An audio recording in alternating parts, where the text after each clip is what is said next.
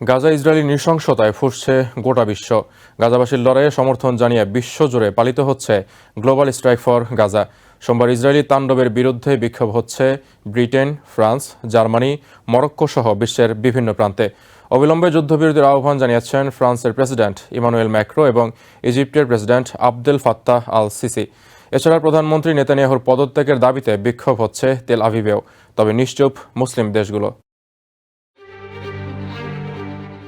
গত মাসে হামাসের বিরুদ্ধে পুনরায় যুদ্ধ শুরুর পর থেকে গাজায় অত্যন্ত দ্রুততার সঙ্গে নিজেদের অবস্থান প্রসারিত করেছে ইসরায়েল। এরই মধ্যে গাজার 50%-এরও বেশি ভূখণ্ড নিয়ন্ত্রণ করছে তারা। হামলার ভয়াবহতার মাপকাঠি যখন সবকিছুকে ছাপিয়ে গিয়েছে, ঠিক তখনই বিশ্বের শান্তিকামী মানুষ সমবেত হয়েছে প্যালেস্টাইনের জন্য। গাজাবাসীর আহ্বানে সাড়া দিয়ে বিশ্বজুড়ে সোমবার পালিত হচ্ছে global strike for Gaza. Washington ডিসিতে হাজারো মানুষ জড়ো হয়ে স্লোগান দেয় ইসরায়েলকে সামরিক সহায়তা বাতিলের দাবিতে। বিক্ষোভ হয়েছে France, Germany, Morocco, Japan, Tunisia সহ বিশ্বের বিভিন্ন দেশে।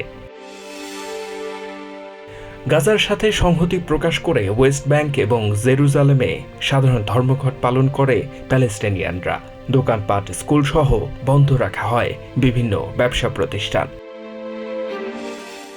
এই পরিস্থিতিতে নানা দুর্নীতির অভিযোগে প্রধানমন্ত্রী বেঞ্জামিন নেতানিয়াহুর পদত্যাগের দাবিতে বিক্ষোভ হচ্ছে তেল আভিভেও। একই সঙ্গে হামাসের কাছে জিম্মি ইসরায়েলিদের জীবন বিপন্ন করে তোলার জন্য নেতানিয়াহুকে শত্রু মনে করছেন ইসরায়েলিরা। এসবের মাঝেই 2 দিনের সফরে সোমবার আমেরিকায় পৌঁছেছেন নেতানিয়াহু। যুদ্ধবিরতি ভঙ্গ করে ইসরায়েলি বাহিনীর লাগাতার হামলা নিয়ে কোনো মন্তব্য নেই মধ্যপ্রাচ্যে।